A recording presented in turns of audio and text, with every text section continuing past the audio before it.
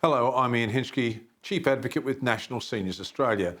And we're talking with Peter Vincent from Aged Care Management Australia about the training issues in aged care. Now, Peter, we keep hearing about the workforce in aged care and some of the problems there. What is the biggest problem with aged care and its workforce at the moment? Thank you, Ian. There's a number of issues that we have with our workforce. The biggest issue is that we have the largest proportion of aged care workforce is made up of what we call Certificate 3 staff. The training within Certificate 3 is a very minimalistic approach to the skill sets that these staff will require. I'm told you can do it online. That seems worrying to me, that you would be able to do a course online and then be qualified. It's a significant issue for the industry. You can certainly, there are a number of online courses that you can do where you complete your coursework without any supervision. You simply answer multiple choice questions. You then have to go and find an aged care provider to give you some work experience, which is usually around about 4 weeks. That's an unpaid work experience period. At the completion of that, someone gives you a certificate that says you've completed the course and you're able to go and find a job. Do you think there are people out there who have had someone else do the online course for them because there's no way that you can check that the person has done it appropriately themselves? Yeah. Look, I think that is always a possibility. We have some very good trainers of Certificate 3, like that we run TAFE programs across the state, in all states. I think they have TAFE level training. But you can't guarantee someone doing it online that it's not being done by the person next door or somebody else. Well, should we get rid of the online training, because otherwise you don't really know what you're getting? Absolutely. I think from our perspective, Aged Care Management Australia's position has always been that training needs to go back into the classroom. It needs to be an apprenticeship style training system where students are trained and paid while they're doing their training. There needs to be a minimum academic requirement to get into the training program, and there needs to be an examination on completion.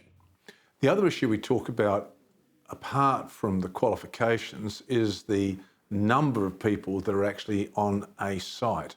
Now, my understanding is that in Victoria, there are publicly run aged care homes that have a mandated staffing level in them, and I believe that there are some in Queensland, but it's a bit of a mishmash around the country, and yet we've got the Commonwealth running the whole show. So is there a problem there? The issue of ratios has been debated over the last few years. Victoria certainly does have in its state-run facilities mandated staffing levels, certain numbers of registered nurses, enrolled nurses and carers per head of residents that they're looking after. There is no fixed requirement within the government's framework. The minimum requirement is that people have a certain level of training, such as Certificate 3 or RNs or ENs.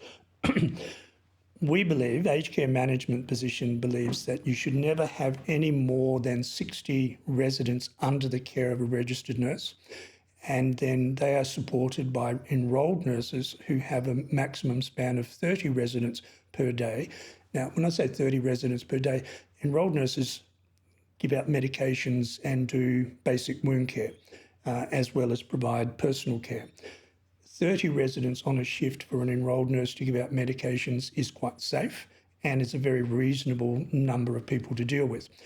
We then look at the number of residents that we would expect a carer to have, and that we would argue that there needs to be around about six residents per carer. Now, we know that there are facilities where those numbers are much higher, where you might have one carer to 10 or 11 residents, which is completely uncontrollable, and you can't deliver good services. Well, Peter, from a National Seniors point of view, it sounds like you've given us an answer that our policy of saying that we should have minimum standards in aged care is one that you would support. Yes, we would. I mean, our position is that minimum standards, our minimum staffing ratios is one thing, but ratios can't be the overall driver of how we staff facilities. And Rebecca Sharkey from Central Alliance put a bill to Parliament that we had involvement in, I think, year before last. And what we were calling for was not a fixed minimum staffing ratio at that time, but a flexible workforce where, depending on the acuity of the resident population, would be a driver for having more registered nurses and enrolled nurses, so higher skill sets. The demographic of residents moving into aged care facilities is changing. It's not so much little old ladies who need cups of tea anymore. We're having more and more complex medical illnesses that need to be cared for.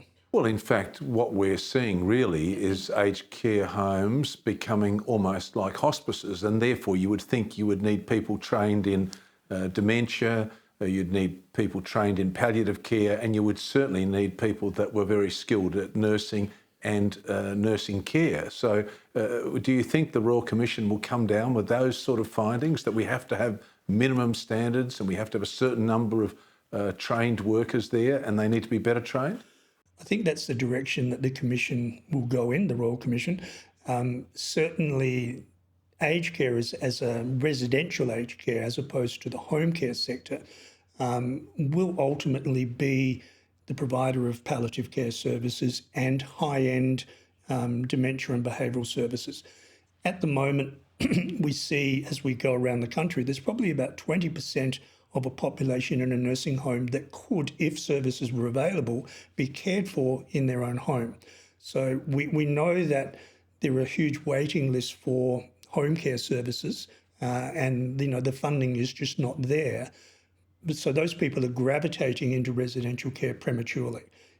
We've worked in facilities where residents are still driving their own cars and they're still going shopping and coming back and insisting on having somebody give them a shower because that they see that as some sort of entitlement. But it's a complete imbalance and the use of resources is completely inappropriate. Thank you very much for your time. You're welcome.